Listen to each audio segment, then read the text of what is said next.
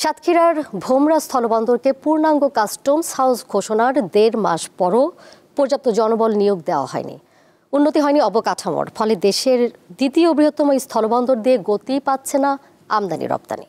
ওয়ালটন এখন দেশের সীমানা পেরিয়ে পৌঁছে গিয়েছে ৫০টিরও বেশি দেশে। ওয়ালটন, ঘরে ঘরে বিশ্বজুড়ে। ১৯৯৬ সালে শুল্ক স্টেশন হিসেবে ভোমরা বন্দরের কার্যক্রম শুরু হয়। ভারতের মহারাষ্ট্রের নাসিক, দিল্লি এবং পশ্চিমবঙ্গের কলকাতা ও হলদিয়া বন্দর থেকে ভোমরা বন্দরের দূরত্ব কম হওয়ায় ব্যবসায়ীরা এই বন্দর দিয়ে পণ্য আমদানি রপ্তানিতে বেশি আগ্রহী হয়ে ওঠেন। ভোমরা বন্দর দিয়ে ভারত থেকে ২২ ধরনের পণ্য আমদানি করা যেত।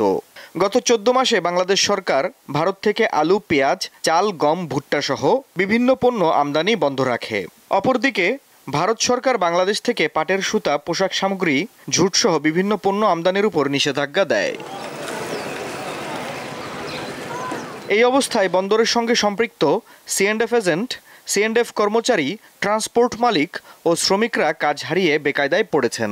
কম গাড়ি ঢুকছিল, এখনো সেরকম গাড়ি ঢুকতেছে, যার কারণে আমাদের শ্রমিকদের C&F এর ট্রান্সপোর্টের কারো ভাগ্যের কোনো পরিবর্তন হলো না। আমদানি বেশি হলে গাড়িও আমাদের বেশি লাগে। ইদারিং হয়তো বাজারে একটু ডাউন একটু কম হয়, যত বেশি হবে তত আমাদের আমদানি ভালো হবে, লোক খাটবে, গাড়ি খাটবে, আমরাও খাটবো। 200-র উপরে গাড়ি যাচ্ছে না, শ্রমিকরা এখানে মনে করেন অনেক শ্রমিক কাজ পাচ্ছে না।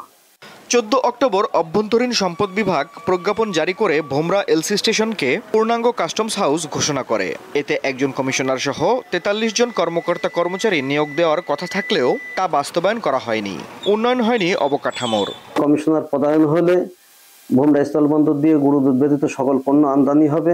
এই সকল পণ্য আমদানি হইলে যেমন সরকারের রাজস্ব অধিকারে বৃদ্ধি পাবে, আমরা ব্যবসায়ীরা মনে করি ৮ থেকে ১০,০০০ কোটি টাকার রেভিনিউ ভোমরা বন্দর দিয়ে প্রতি বছর আসবে। আমদানি রপ্তানির ক্ষেত্রে যে সমস্ত সমস্যা রয়েছে সেগুলা কমিশনার পদস্থ হয় দূরীভূত হবে, সময়ের অপচয় বাঁচবে, ব্যবসায়ীদের আর্থিক যেই খরচের বিষয়টা রয়েছে সেটা সংকুচিত হয়ে যাবে, ফলে ব্যবসায়ীরা এই বন্দর ব্যবহার করে ব্যবসা করে লাভবান হবে। চলতি অর্থবছরের জুলাই থেকে ৩১ অক্টোবর ৪ মাসে ভোমরা স্থলবন্দর দিয়ে ভারত থেকে আমদানি হয়েছে ৬,৬১,৫০৭ মেট্রিক টন পণ্য। একই সময় বাংলাদেশ থেকে রপ্তানি হয়েছে ৬২,৩৯৬ মেট্রিক টন পণ্য।